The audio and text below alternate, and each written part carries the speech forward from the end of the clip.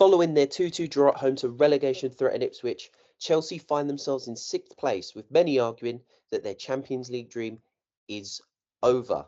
Jordan, as a resident Chelsea fan, let's hear it straight from you.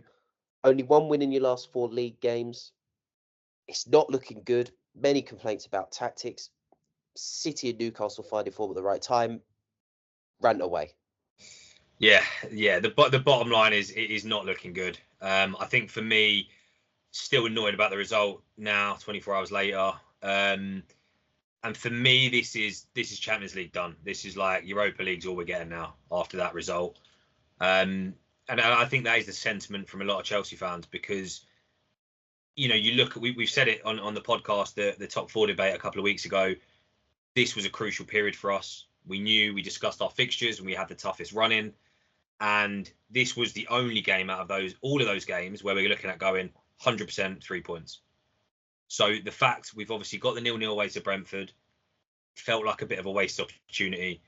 We've then followed that up with a 2-2 draw at home to Ipswich, which means we've not got a win over Ipswich this season. One of the worst Prem sides in history, 100% going down, and we failed to get a win in 2 games against them. That in isolation, do we even deserve Champions League? I chuck that out there, to be honest, and say, if you can't beat Ipswich at home, do we deserve to be in the Champions League? Maybe not, but yeah, just a complete and utter feeling of frustration. And I don't want to be one of these people who overreacts and starts going, and obviously we'll get into it, sack the manager this, sack the manager that. But you cannot, against a side like this, in a game like this, let them score 2. We look and go, you can have these games where you dominate, you have 30 plus shots and they go up the other end and nick a goal. That's fine. But you cannot let it happen twice. We let it happen twice. And now, as you said, 6th place, City 2-0 down, managed to score 5. Newcastle, let's be honest, they've got the game in hand. They might have the game in hand. And even if we're now looking over our shoulders going, bloody hell, Villa are looking good. So, yeah, I feel like Champions League's gone for us personally, but it's just a feeling of complete and utter anger and frustration, to be honest. Where's it sort of, what's gone wrong though?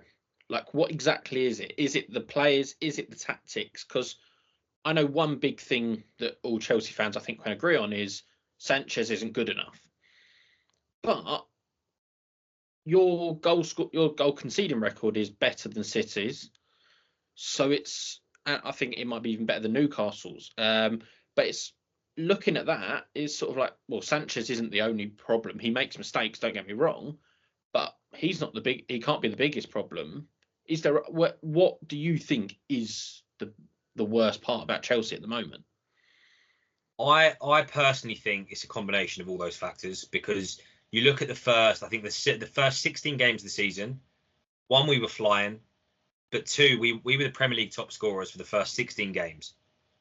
And that is, I know we've spent our money and everyone goes £1 billion this, whatever. That is impressive. And we can't just forget that. And again, we'll touch on Maresca in a bit more detail, but we can't just ignore that. We are a young side who have shown earlier in the season we do have it at times.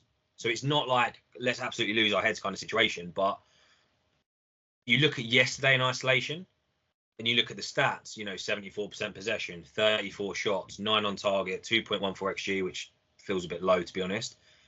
So yesterday, the issue wasn't creating chances, and arguably it wasn't scoring them, because we put 2 past, and to be honest, maybe it's just our luck that Alex Palmer, we talk about Palmer, but ironically, it was Ipswich's Palmer that had all the headlines yesterday. But he made, to be fair to him, 2 unbelievable saves at 2-2 in the last 5 minutes.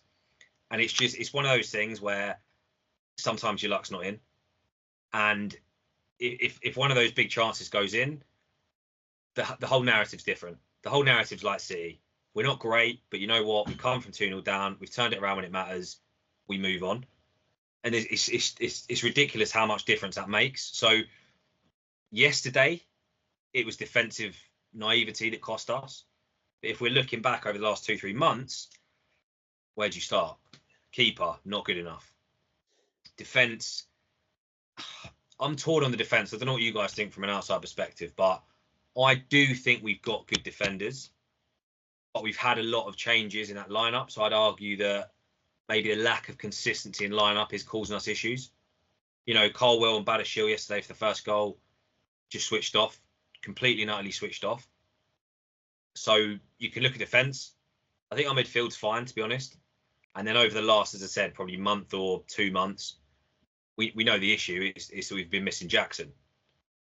And Cuckoo, unfortunately, hasn't stepped up, and he's not a number 9, so maybe it's unfair to blame him. But I think to answer your question, it's been a combination of his different issues over the last 2-3 months that's ultimately going to cost us. Yeah, I mean, the reality is you've conceded less goals than City, you've conceded less goals than Newcastle and Aston Villa. So you could argue, yeah, the defence maybe is not the issue. Yes, the goalkeepers had some stinkers as well, I do think. I know we went on about the stats there, how much they dominated Ipswich. But we hear this too many times in football. Oh, look at the stats, look at the position. You're not winning games, you're not winning games. It's as simple as that. We'll talk about it a little bit more in a while, but it just aligns with why Gary Neville was saying that people are robots now. Everything's so data and stats orientated, and you don't allow for moments of flair, which is what Chelsea do not have. Actually, they do have it, and they had it in their equalising goal, which was Jadon Sancho. How many players would have taken that pass or that extra touch? You see it too often in football now. Jadon Sancho showed that sometimes you just need to let players be players.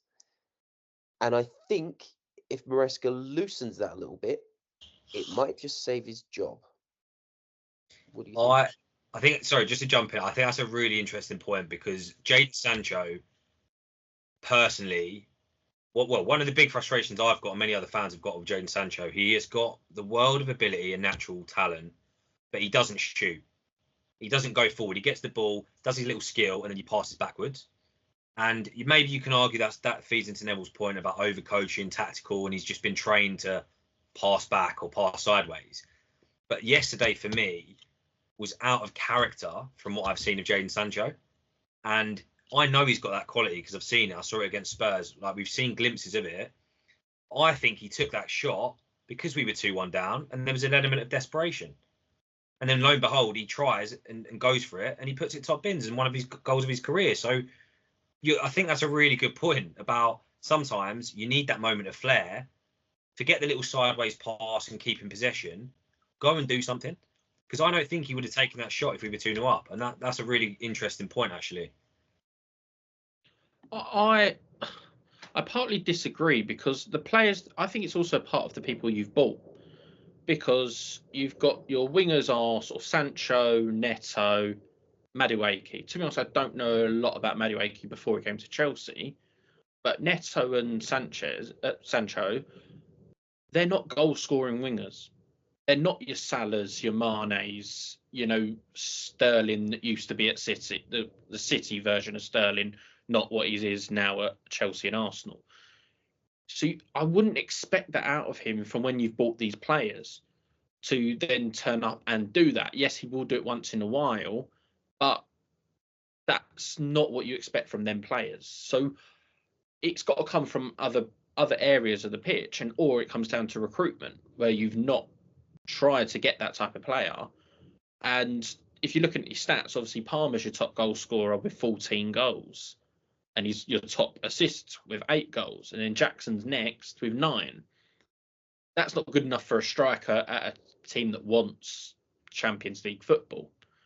Obviously he's been a bit injured, but he still played 26 games. So 9 goals and 26 isn't strong enough when you don't have the backup of the goal scoring wingers like what Liverpool have, like what Arsenal have with your Sakas, your Martinellis, your Trossards. They do get goals. There are more goal scoring ones than say what Chelsea have. So I think that is a bit of a problem where it's actually personnel. And you're probably right, Jordan. Sancho went for that shot because of desperation. You're 2-1 down. If you were, drawing, if it was 2-2 at that time, he may not have done unless it was the last few seconds of the game. So it can be coaching, but it also can be the type of players you've got. Because I don't think it's Sancho's ability to be taking on big shots.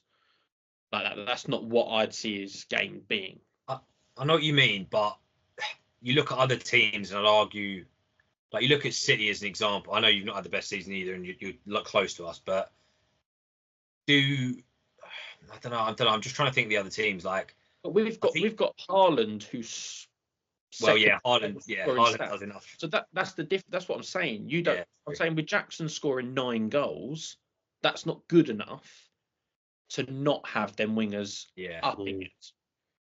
Because when like City, sort of from my point of view, is when we had the false 9, sort of when we won the league, we were playing pretty much a false 9. Gundogan scored a load of goals. You had the wingers scoring lots of goals. De Bruyne picking up goals. You had the other players picking up the slack as such. But it seems like Palmer's, I'm not going to say gone off it, but it's not scoring as much as sort of last season. It's not supposed to be, to be fair. Yeah, he was never going to do the same as last season. Like, you can't. Absolutely not. But that's the problem. You need other players to pick up the slack. And I think recruitment-wise, you've not thought about that. And that could be just you've bought the young players and they may turn out to be that. But I don't really see it from the players that you've bought. I don't think Neto is a goal-scoring winger. I think he's skillful, will take on players. But the actual putting the ball in the back of the net is the thing I'm most critical of him. And Sancho, I think, is not a goal-scoring winger. So that's where I think could be an issue, which is why you probably need a striker in the summer. And you've been linked with the Lap, who actually wasn't even playing for Ipswich. On to sort of like the top 5 race. So, because obviously now it's been confirmed that Champions League football is the top 5 for the Premier League. You're first of all sitting in 6th. Have you looked at the games of who you've got left? Yeah. And I know him well. I'll give you a little stat before you mention the names. If you go with the reverse fixture and the results, you only pick up 6 points. That was 1 win, 3 draws. Yeah. That is the big concern, I think. I think that's why Chelsea fans are reacting so badly to this 2-2 draw to Ipswich. Yeah. What do you make of these last sort of games you've got left? Look, I said it weeks ago. We've said it for months. It's disgusting. The fixture list is disgusting. The thing is, what I've not done, to be fair, is go through each of the teams and work out what kind of my predicted points for each of the games. I've not done that, but I imagine if I do that, it will not paint a great picture. I have, if you want to know. I have. Go on. So I've actually done it for all of the teams around as well. It's your opinion or like a stats? My opinion on it, where I've given you. So you got Fulham away, I think 3 points. Everton at home, 3 points. Liverpool at home, Newcastle away, no points. Then United at home, I've given you 3 points. And then Forest away on the last day, I've even given you a point. That would put you on 64. Now, in my opinion, on the other 4 teams, so City, Forest, Newcastle, Villa, I've kind of done the same. Obviously, this is me guessworking, not going to be it. You're 3 points behind the next place team. So I don't even see you getting 6th. It'd be more 7th, excluding everyone else. And I don't think I've been outrageous in what I've said in your results left. Yeah, you're saying 6 points, Fulham away, Everton at home. I'm looking at that going, hold on, it's a West London derby. Fulham have just beat Liverpool at home, and Everton just love 0-0s. So, you're right. You're even looking at my wins that I'm giving you. That's what I'm saying. You're concerned, and I don't even have you finishing top 6, let alone top 5 in it. So this is a big problem for you. Yeah, no, it is, and. Yeah, to answer the question, as I said, I think yesterday was the nail in the coffin for Champions League. Not just because it's, I'm not overreacting. It's based on obviously the games we've got left, but it's also based on the other teams, right? City, 1 point above us, arguably coming into a little bit more form now, but also have an easy running. Newcastle, they spanked Man United 4-1 at home. even if we get the 3 points, like you said, against Man United, we're not going to go and beat them by 3 goals. Like, we're just not going to do that. So, Newcastle haven't got any European football distracting them. They're not in any of their cups now. They've had the Carabao Cup win. And, for me, Newcastle have to get it now. So that's one place gone. The only thing I'm looking at now, and this is kind of clutching a bit of optimism, is that magnet that's pulling Forest right back into the race. And I'm going, hold on. There's a 3-point gap between us and Forest. Are we capable of beating Forest on the last day of the season? Yes. I mean, it's not going to be easy, but it's a cup final style game. Yes, we're capable of beating them. So maybe there'll be another spot that gets kind of dragged into this, which that's what I'm hoping. That's the only way I see us having a chance. But in my head, it's Europa League for us next season. Yeah. I mean, Forest might be in the dilemma of having a cup final, actually, to be looking forward to and deciding whether they want the top 5 or the cup final. They might not get both, which is quite highly likely. And then, of course, you've got to give your your guard of honour to Liverpool when they come to you in a couple of weeks. So that's another kick in the teeth. How much, though, I think maybe, can you blame fans as much? Because it was up until the end of December when people were talking about, pundits, maybe people that don't understand football as well, saying that Chelsea are in a title challenge. I remember saying that wasn't possible at the time because I remember your record against the teams around you was very poor. I think you'd only beaten Newcastle. You couldn't even beat a strikerless Arsenal. So that's how bad your record is at this moment in time. You still got Liverpool to play, Newcastle to play anyway, but you even lost to City when they were all over the place. But everyone was talking about the being a title challenge. But I is that to blame as well, putting all that pressure on themselves? Because they were never in a title challenge. Never. I think it's a very tough debate, this one, because at the time we were in the title race, mathematically speaking. Maresca then kept coming out going, we're not in a title race, not in a title race. And I think this is one of those fickle moments where whatever way it goes, you'll make the case the opposite. But you could argue that's going to knock the players' confidence because they're like, yeah, we're not worthy. And it's like, to some degree, maybe manifestation, to some degree, a bit of a confidence knock. Like, we're not capable, we're not good enough, so we can just drop points. Like that kind of mentality. And it was pretty much weeks after those comments. And I remember it well. The Everton away game, if we won that game, we would have gone top of the league. And now we're sitting here looking, down the barrel of 6th place. It's kind of crazy. But the bottom line is we were never actually in a title race. It was a bit of a running joke at the time. But we were enjoying where we were because, we were competing at the top of the table. So I don't know. I don't know if that derailed the season. I think that's very harsh. I think most managers at that point who haven't won the league, like the expectation this season was City were going to be at the top and Arsenal were going to be at the top.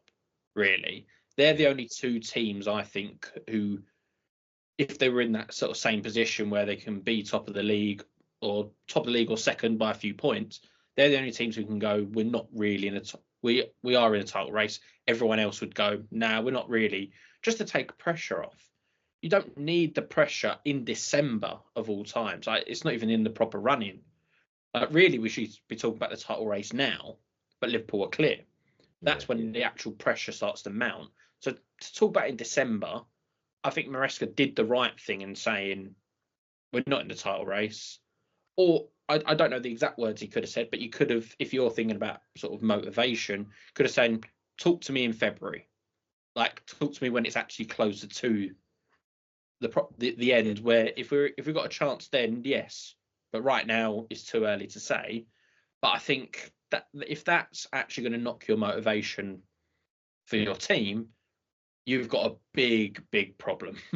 Because that's not damaging words. That's not going... It's not doing a Mourinho style-esque going, he's crap, he's crap, he's crap. Yeah. We've got absolutely no chance with this dead wood in the club. So I think that would be too harsh to criticise him like that. Yeah.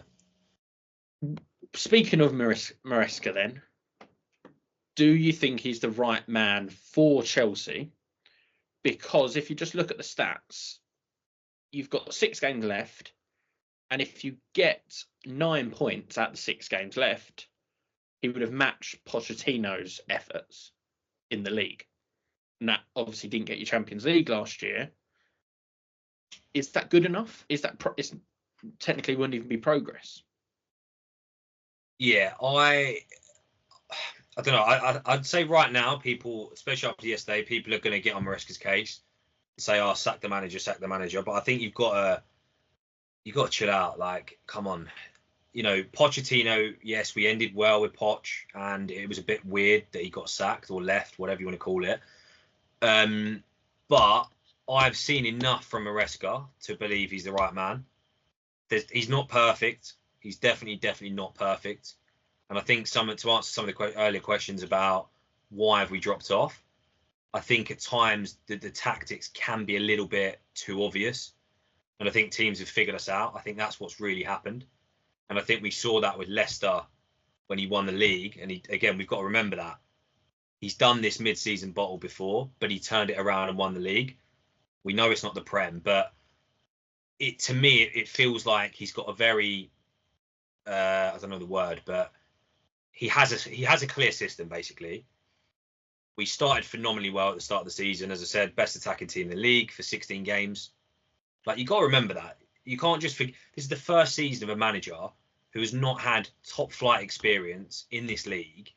And for 16 games, so just under half the season, we were the best attacking team in the Premier League. Man City, Arsenal, Liverpool, we were better than all those teams in the attacking sense with the youngest squad in the Prem. So people forget that because we're in an overreaction, sack the manager culture. You have to remember that. That was his first 16 games. That was his first few months as a manager with no experience. The season isn't 16 games. That is the argument against him. And you saw it, like what you mentioned with Leicester, did phenomenally coming out the gates and then drops massively. Like for Leicester, it was more of a drop-off, I think, than what Chelsea's done.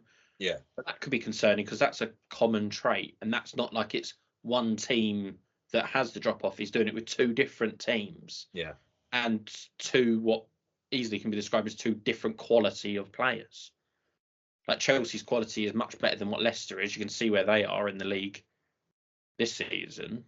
So it's a bit concerning, really, that he starts well and then it drops off. Because I think that's actually worse from a fan point of view, because then your hopes have gone up and then you're disappointed. Whereas under Poch, you probably were disappointed, then you started doing well. So then you had like a high sort of praise for him. You're thinking, oh, he's actually turned a corner.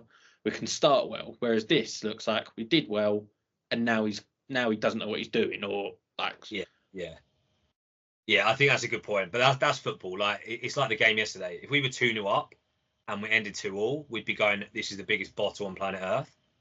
But because it's the other way around, it's like, oh, good character. Like, I think that's just football.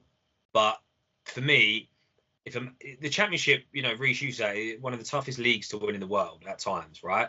One of the craziest leagues. So if you can do that with little experience, you can have that drop off, you can recover it. I'm not saying we're going to recover it in the next, 6 games, but in your first ever season, to come into Chelsea with the tag, the label, and all the pressure that comes with it, I have seen enough of someone in that season to go, yeah, I back this guy, and we've got to give him more time. And as I said, I know I'm referring to those 16 games, but there has been enough in that first period. And that's still above expectations. Like, you got to remember, yes, we've spent the money.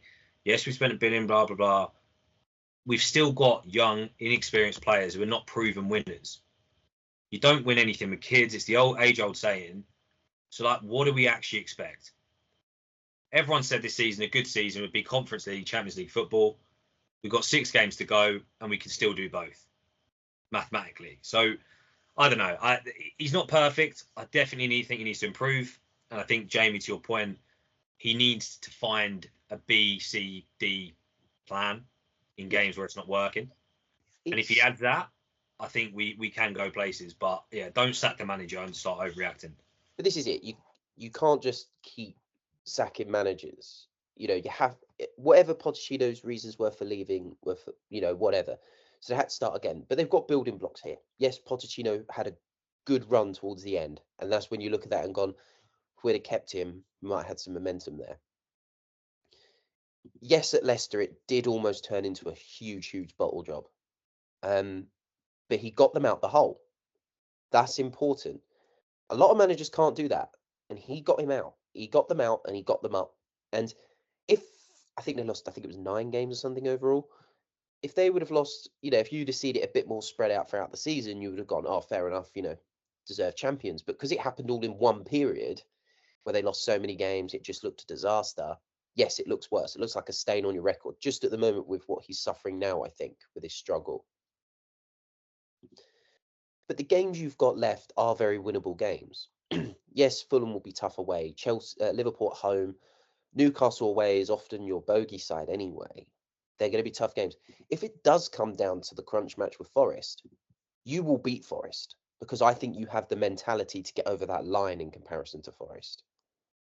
That's not disrespect to Forest. I just think that's the case because football is a mentality game. But I do agree with you. There needs to be, and this is not just a Maresca problem. This is genuinely a coaching problem today. There needs to be a plan B and a plan C, a plan D. Let the shackles off some of these players. Like I said, Sancho delivered that goal. Yes, he's not supposed to be a goal-scoring, out-and-out 30-goal-a-season player, but he can still get you a lot of goals. Let him take those shots. Caicedo has shown that he can shoot outside the box. He's got technique.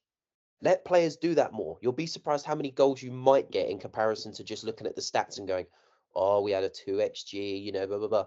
Doesn't matter. The ball going in the net matters. And also at the end of the day, it looks like you're going to end up with a trophy. If you don't win the Conference League, that is a failure. If you don't, he has to be sacked. That is a failure. Said it at any point during the season. If you don't win the Conference League, he should be sacked. It's plain and simple. Yeah. And I know, Jordan, you want to make an excuse because of the just in case you don't, but it is true. Your squad value was more than the rest of the competition. Yeah, that's mad. You can't. I don't care what you say, Jordan. You can't defend him if he doesn't win this competition. I don't care. You can say all you want. And it'll be another trophy before Arteta gets one. Another one. So, and he's not even, and he's only first year in his project. So that's another thing. So it goes to show you're in better shape than you think. Yeah, and even looking at some of the performances, I know it doesn't matter because we lost, but Slot came out saying the hardest game they've had this season was us at Anfield, and that game we looked better than Liverpool, and this is a team who are winning the league by 13, 15 point, whatever it is. City, I said it even in that first game, I know City haven't been great, but we outplayed them, and I know losing 2-0 you can't flex that, but there has been a few moments against the big teams where you see a little glimpse of that tactical nous. Even away at the Etihad, we should have been 2-3-0 up, and it's there is glimmers of hope. It's not completely and utterly hopeless. It's not, Maresca's clueless. It's none of that at all. It's just we can all see it. Every single person with half a brain cell can see that Robert Sanchez is not going to win us the title. So the board need to go in the summer, get a world-class keeper or someone with world-class potential that fits the system. Yes, we need a backup striker. And Cuckoo, if you're not going to be a striker, he's quality, but he's not an aggressive number 9. He's not a number 9 in our current system. So if that means we've got to go and sell him for 30, 40 mil, go get rid of him and get someone who fits our system. The board have got to back Maresca, but right now you got to give the guy time. There's been more than enough positivity in this whole season. Right, that's it for us today. Let us know in the comments what you think. Will Chelsea get top 5? And is Maresca the right manager for Chelsea to get them Champions League football and to win silverware that's not the Conference League? As always, like, comment and subscribe. You know the drill.